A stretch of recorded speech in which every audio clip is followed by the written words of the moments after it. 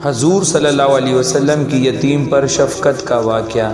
نبی کریم صلی اللہ علیہ وسلم عید کے دن گھر سے مسجد کی طرف تشریف لانے لگے۔ راستے میں آپ صلی اللہ علیہ وسلم نے کچھ بچوں کو کھیلتے دیکھا تو انہوں نے اچھے کپڑے پہنے ہوئے تھے۔ بچوں نے سلام عرض کیا تو نبی کریم صلی اللہ علیہ وسلم حضور صلی اللہ علیہ وسلم کی یتیم پر شفقت کا واقعہ۔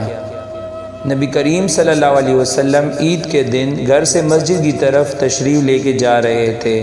راستے میں آپ صلی اللہ علیہ وسلم نے کچھ بچوں کو کھیلتے دیکھا۔ انہوں نے بہت اچھے کپڑے پہنے ہوئے تھے۔ بچوں نے سلام عرض کیا تو نبی کریم صلی اللہ علیہ وسلم نے جواب ارشاد فرمایا۔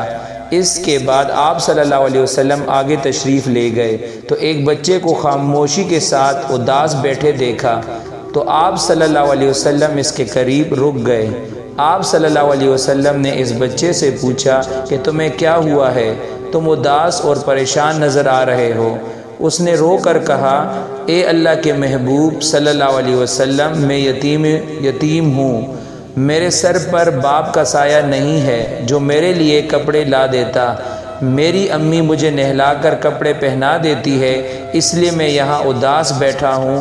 نبی صلی اللہ علیہ وسلم نے اسے فرمایا کہ تم میرے ساتھ آؤ۔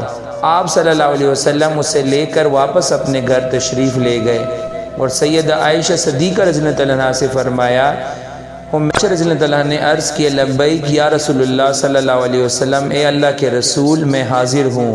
آپ صلی اللہ علیہ وسلم نے فرمایا کہ اس بچے کو نہلا دو۔ چنانچہ اسے نہلا دیا گیا۔ اتنے میں نبی کریم صلی اللہ علیہ وسلم نے اپنی چادر کے 2 ٹکڑے کر دیے۔ کپڑے کا ایک ٹکڑا تہبند کی طرح باندھ دیا اور دوسرے کو اس کے بدن پر لپیٹ دیا گیا۔ پھر اس کے سر پر تیل لگا کر کنگھی کی گئی، حتیٰ کہ جب وہ بچہ تیار ہو گیا اور نبی کریم صلی اللہ علیہ وسلم کے ساتھ چلنے لگا تو نبی کریم صلی اللہ علیہ وسلم نیچے بیٹھ گئے اور اس بچے کو فرمایا کہ آج تو پیدل چل کر مسجد نہیں جاؤ گے۔ حتیٰ کہ جب وہ بچہ تیار ہو گیا تو نبی کریم صلی اللہ علیہ وسلم کے ساتھ چلنے لگا تو نبی کریم صلی اللہ علیہ وسلم نیچے بیٹھ گئے اور اس بچے کو فرمایا کہ آج آپ پیدل چل کر مسجد نہیں جائیں گے بلکہ میرے نبوت والے کندھوں پر سوار ہو کر جائیں گے۔ نبی کریم صلی اللہ علیہ وسلم نے اس بچے کو کندھے پر سوار کر لیا اور اسی حالت میں اسی گلی میں تشریف لائے جس میں بچے کھیل رہے تھے۔ جب بچوں نے یہ معاملہ دیکھا تو وہ رو رو کر کہنے لگے کہ کاش ہم بھی یتیم ہوتے اور آج ہمیں بھی نبی کریم صلی اللہ علیہ وسلم کے نبوت والے کندھوں پر سوار ہونے کا شرف حاصل ہوتا۔ نبی کریم صلی اللہ علیہ وسلم جب مسجد میں تشریف لائے تو آپ صلی اللہ علیہ وسلم نے ممبر پر بیٹھ گئے تو وہ بچہ نیچے بیٹھنے لگا تو نبی کریم صلی اللہ علیہ وسلم نے اسے اشارہ کر کے فرمایا کہ تم آج زمین پر نہیں بیٹھو گے۔ چنانچہ آپ صلی اللہ علیہ وسلم نے اس بچے کو اپنے ساتھ ممبر پر بٹھایا اور پھر اس پر ہاتھ رکھ کر ارشاد فرمایا، جو شخص یتیم کی کفالت کرے گا اور محبت و شفقت کے ساتھ اس کے سر پر ہاتھ پھیرے گا، اس کے ہاتھ کے نیچے جتنے بال آئیں گے اللہ تعالیٰ اس کے نامہ اعمال میں اتنی نیکیاں لکھ دے گا۔ ام عائشہ رضی اللہ عنہا نے عرض کیا، لبیک یا رسول اللہ صلی اللہ علیہ وسلم، اے اللہ کے رسول میں حاضر ہوں۔ آپ صلی اللہ علیہ وسلم نے فرمایا کہ اس بچے کو نہلا دو۔ چنانچہ اسے نہلا دیا گیا۔ اتنے میں نبی کریم صلی اللہ علیہ وسلم نے اپنی چادر کے 2 ٹکڑے کر دیے۔ کپڑے کا ایک ٹکڑا تہبند کی طرح باندھ دیا اور دوسرے کو اس کے بدن پر لپیٹ دیا گیا۔ حضرت عمر رضی اللہ عنہ سے چرواہے کی ملاقات کا واقعہ۔